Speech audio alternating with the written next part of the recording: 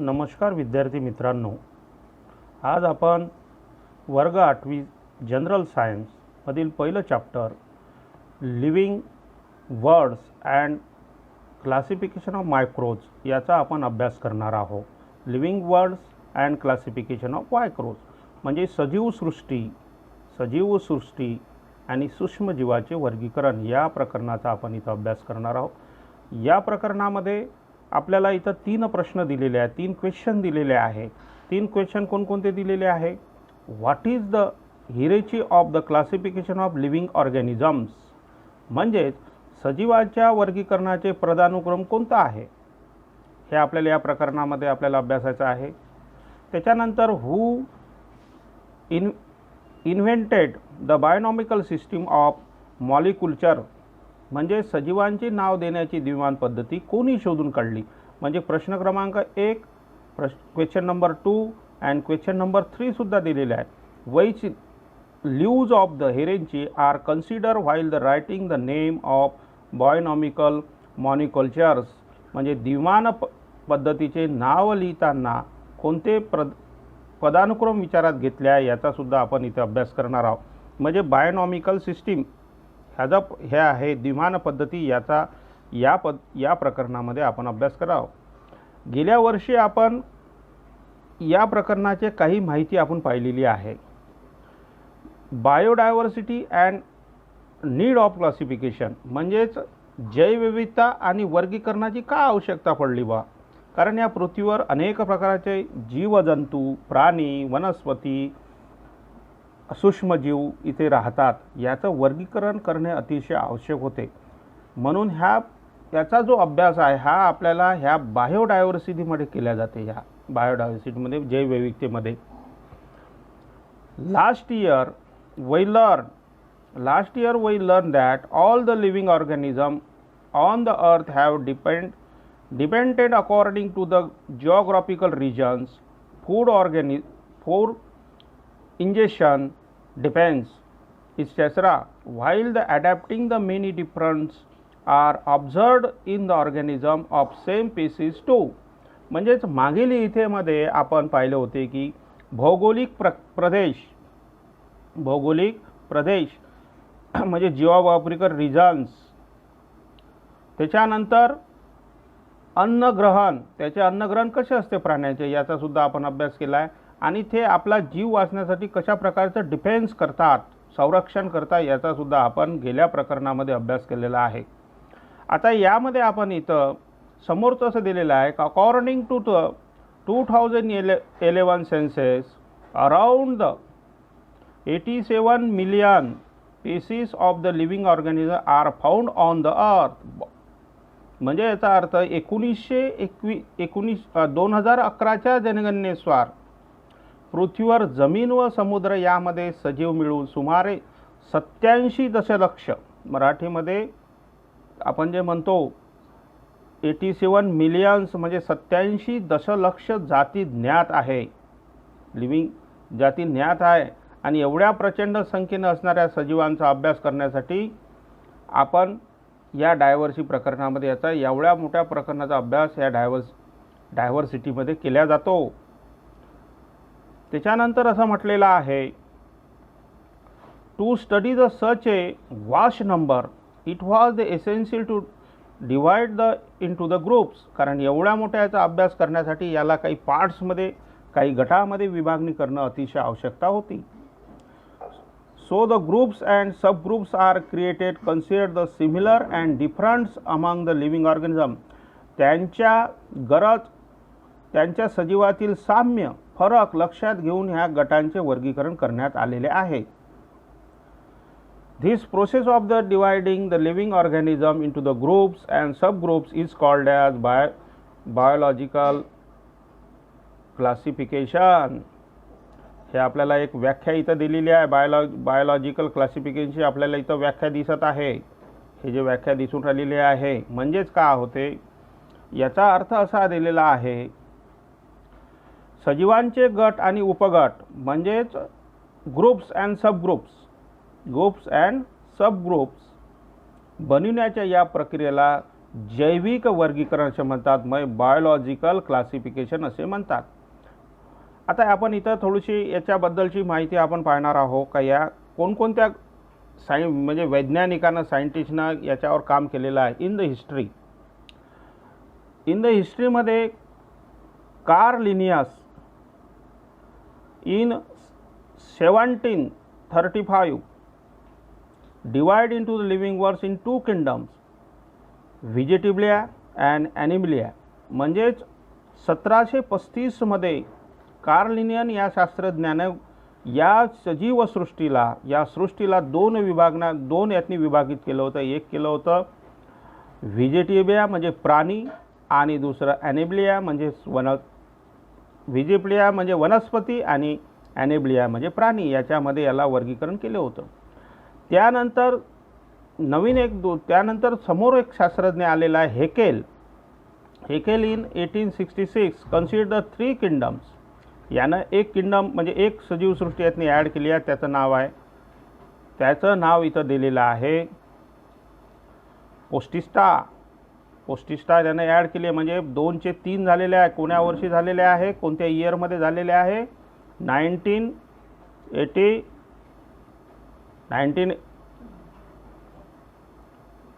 1866 मध्ये. त्यानंतर in 1925 Chatton create the 2 groups prokaryotes and eukaryotes. म्हणजेच प्रोकॅर्टेट्स अँड इकोरेट्सने एकने चॅकलने 2 केली. म्हणजे याचा अर्थ असा आदी केंद्री अँड दृश्य केंद्री. याचा सुद्धा आपण या प्रकरणामध्ये नंतर अभ्यास करणार आहोत. आदी केंद्री म्हणजे कशाला म्हणते? Prokaryotes and eukaryotes. त्यानंतर in 1938 Copeland's divide living organ into the 4 kingdoms. यानं सुद्धा एक यातनी ॲड केलेला आहे 1980 मध्ये 4 किंगडम्स. याच्यामध्ये त्यानं दिलेला आहे 4 किंगडम कोणकोणते? मनेरा, प्रोस्टिस्टा, प्लांट अँड शेवटला ॲनिमल्स.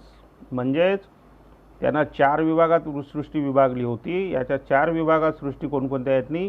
मोनेरामध्ये, प्रोस्टिस्टामध्ये, वनस्पतीमध्ये अँड प्राण्यामध्ये. अशा प्रकारे हे 4 मध्ये यानं सृष्टी विभागली होती. याच्यानंतर आपण ज्याचा अभ्यास करणार आहोत ज्या सायंटिस्टनं आपला हे केलेलं आहे Robert Harding विडागर 1920 and 1980 was an American ecologist. In 1969 had divided the living organism into the 5 groups. या आपण पाहिलेल्या हिस्ट्रीमध्ये पहिले 2 ग्रुप्स, त्याच्यानंतर 3 ग्रुप्स, त्याच्यानंतर 4 ग्रुप्स आणि रॉबर्ट विटागरने 5 ग्रुप्समध्ये या किंगडमला सगळं डिवाइड केले आहे. सृष्टीला 5 ग्रुप्समध्ये डिवाइड केलेला आहे. 5 ग्रुप्स कोणकोणते? या विटागरनं आपल्या एकूण 5 ग्रुप्समध्ये डिवाइड केलेलं आहे. या 5 ग्रुप्समध्ये आता या 5 ग्रुपचा आपण विटागरच्या 5 ग्रुपचा आपण अभ्यास करणार आहोत.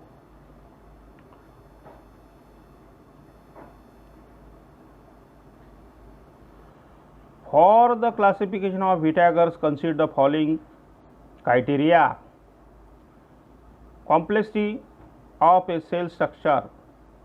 Complexity of cell structure म्हणजे पेशीची जटिलता.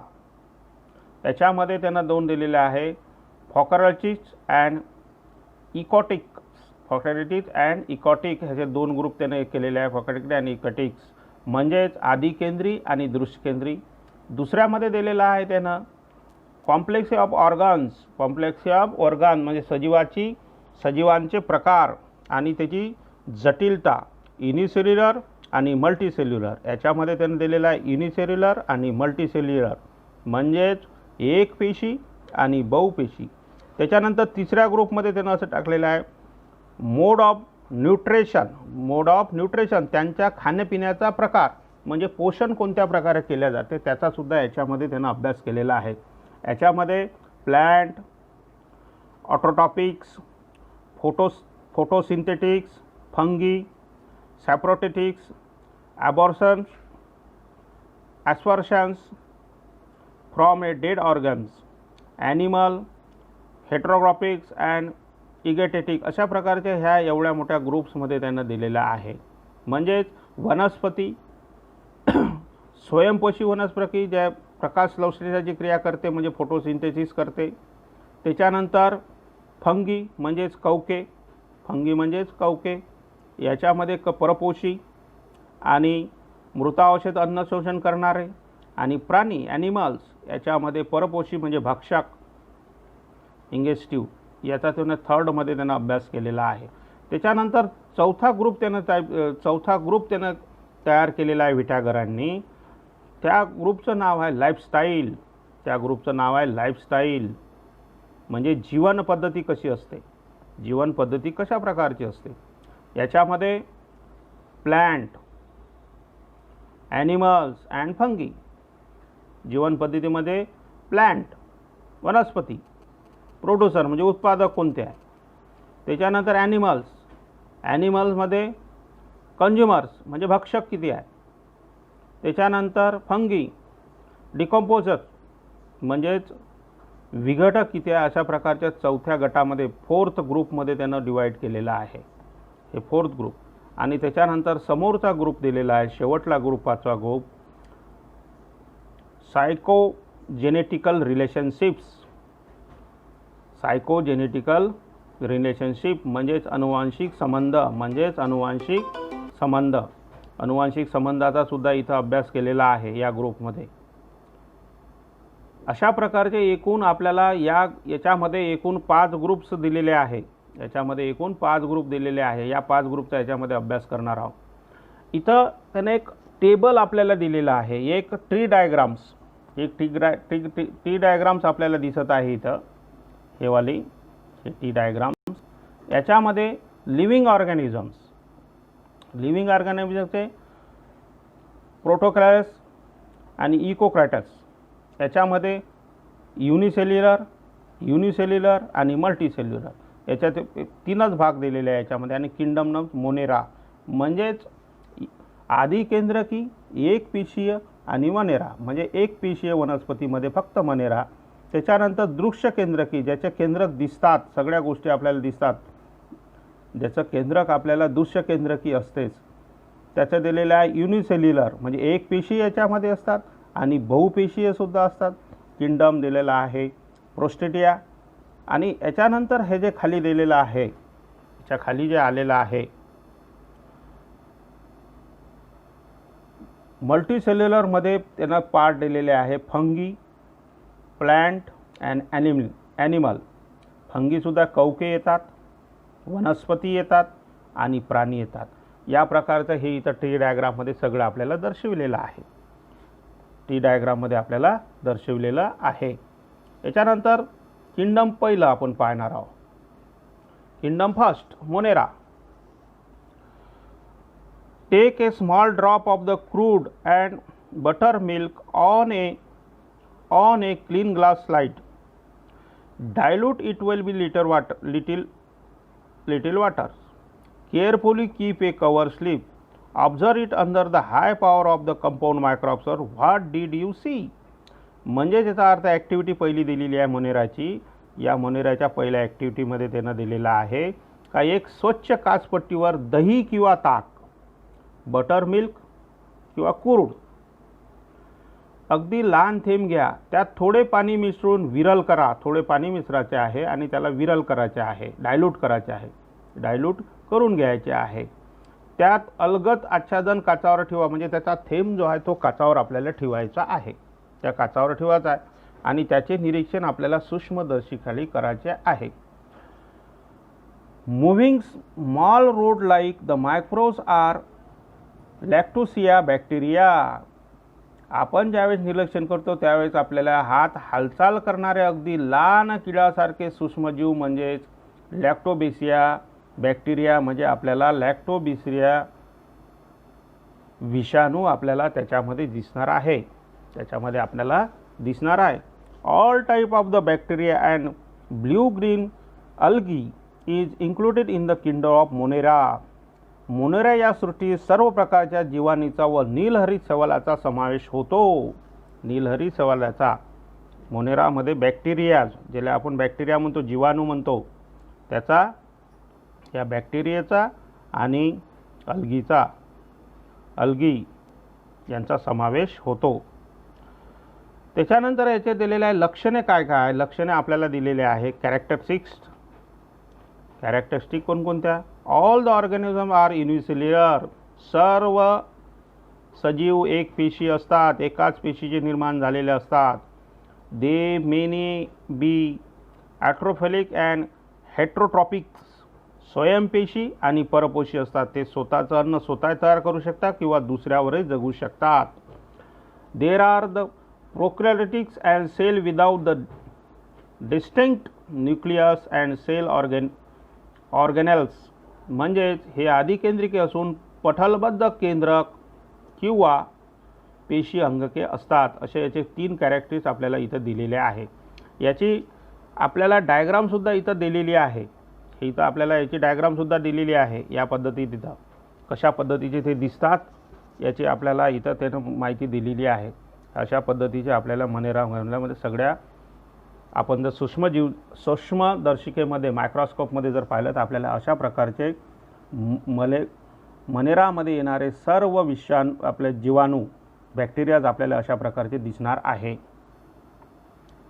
त्याच्यानंतर समोरचा जो गट दिलेला आहे किंगडम नंबर तो पोस्टिस्टा, याची सुद्धा एक ॲक्टिव्हिटी आपल्याला दिलेली आहे. एक ॲक्टिव्हिटी याची सुद्धा दिलेली आहे. Prepare a temporary mount of a drop of the pond water on the glass slide, observe it under the lower and higher power of microscope, we will find some microbes will be irregular shape, these are the amoeba. म्हणजेच आपल्याला येथे काय दिलेलं आहे ॲक्टिव्हिटीमध्ये, जे आपल्याला डबक्यातलं पाणी असते, नालीमधलं जे पाणी असते, त्या पाण्याचा एक थेंब घेऊन ते काचपट्टीवर टाकायचा. काचपट्टीवर टाकल्यानंतर त्याचं सूक्ष्मदर्शक यंत्रामध्ये, त्याचं मायक्रोस्कोपमध्ये त्याचं निरीक्षण करायचं. निरीक्षण केल्यानंतर त्याच्यामध्ये आपल्याला जे काही सजीव दिसतात हे सजीव अमिबा असतात. याचेसुद्धा आपल्याला कॅरेक्टरिस्टिक दिलेले आहे. याचेसुद्धा आपल्याला काही लक्षणे दिलेले आहे. कॅरेक्टरिस्टिक काय आहे त्याचासुद्धा आपण अभ्यास करणार आहोत. Protista are single cell organism with the well defined nucleus enclose in the nuclear membrane, म्हणजे प्रोस्टिटा सृष्टीतील सजीव एक पेशी असून पेशी पटलबद्ध केंद्रक असते. ह्याला पेशी बदल केंद्रक असते. दे हॅव पॉन्डोप्लिया and hair like the cilia or whip like the flagella and locomotions, म्हणजेच प्रचलनासाठी छदमात किंवा रोमके किंवा कशाभिका असतात. अशा प्रकारचे याच्यामध्ये 3 कॅरेक्टरिस्टिक दिलेले आहेत. त्याचीसुद्धा आपल्याला इथं याने त्याचे कसे दिसतात बा आपल्याला सूक्ष्मदर्शिकेमध्ये हे आपल्याला इथं दर्शवलेले आहे. इथं हे जे दर्शवलेले आहे आपल्याला सूक्ष्मदर्शिकेमध्ये ते कसे दिसणार आहे याचं हे आपल्याला इथं दर्शवते. त्याच्यानंतर समोरची सृष्टी आपल्याला दिलेली आहे. समोरच्या सृष्टीचा आपण अभ्यास करणार आहोत. फंगी, याची कृती आपल्याला दिलेली आहे फंगीची. Take a moist piece of the bread or bhakri and keep in to the container with the lid for 2 and 3 days. After 2 and 3 days find cottons leads like thumbs in found growing on the surface of the bread. Prepare and temporary mount of fluid threads from this culture and observe it under the microscope. याने असं म्हटलेलं आहे याच्यामध्ये की पावाचा किंवा भाकरीचा एक तुकडा घ्यायचा आणि त्याला ओलसर करायचे. ओलसर केल्यानंतर एक डब्बी घ्यायची आणि डब्बीमध्ये तो ओलसर तुकडा ठेवायचा आणि त्याच्यावर झाकण लावून द्यायचं. 2 दिवसानंतर जर आपण त्या डब्बीला पाहिलं त्याच्यावर आपल्याला पांढरा थर जमा झालेला दिसतो आणि तो पांढरा थर म्हणजेच फंगी असतात. आपल्याला पुष्कळ आपण आपल्या घरीसुद्धा आपल्याला याचा अनुभव येते. ह्या फंगीचा पांढरा असा थर जमलेला असतो. स्वयंपाक खोलीमध्ये जर आपल्या घरामध्ये जर एखादा अन्नाचा तुकडा असाच पडून राहिला तर काही दिवसांत तो आपल्याला पांढरा झालेला दिसतो. म्हणजे त्याच्यावर कवके निर्माण झालेले असतात, कवके तयार झालेले असतात. आपण त्याला बुरशी चढली असं म्हणतो, त्याला आपण काय म्हणतो, बुरशी चढली. याच्यानंतरचं आपल्याला चौथ्या नंबरचं किंगडम दिलेलं आहे का नाही. याची कॅरेक्टरिस्टिक इथं आपण अभ्यास करणार आहोत, काही कॅरेक्टरिस्टिकचा आपण इथं अभ्यास करणार आहोत. Characteristic number 1, these are the non green most याच्यामध्ये असं म्हटलेलं आहे, कवक हे परपोषी असतात. कसे असतात, परपोषी. हे इथं आपल्याला एकूण 5 त्यानं एक कॅरेक्टरिस्टिक दिलेले आहेत. Some fungi are thread like a many nuclei are present in the cytoplasm. म्हणजेच काही कवके तंतुरूपी असतात आणि त्यातील पेशीद्रव्यातील असंख्य केंद्रके असतात. अशा प्रकारचे आपल्याला पावसाळ्यामध्ये सुद्धा आपल्याला अशा प्रकारची वनस्पती आपल्या बाहेर दिसत असते. अशा प्रकारचा त्याचा आकार आहे. अशा प्रकारे आपण एकूण सगळ्या याचा आपण इथं अभ्यास केलेला आहोत. आता याच्यानंतर आपण दुसऱ्या याच्यामध्ये सजीवाचे वर्गीकरण कसे करावे याचा अभ्यास करणार आहोत. मित्रांनो, इथं हा पाठ संपलेला आहे. याच्यानंतर आपण क्लासिफिकेशन ऑफ मायक्रोब्स, सजीवांचे वर्गीकरण याचा पाठ घेणार आहोत. धन्यवाद. नमस्कार.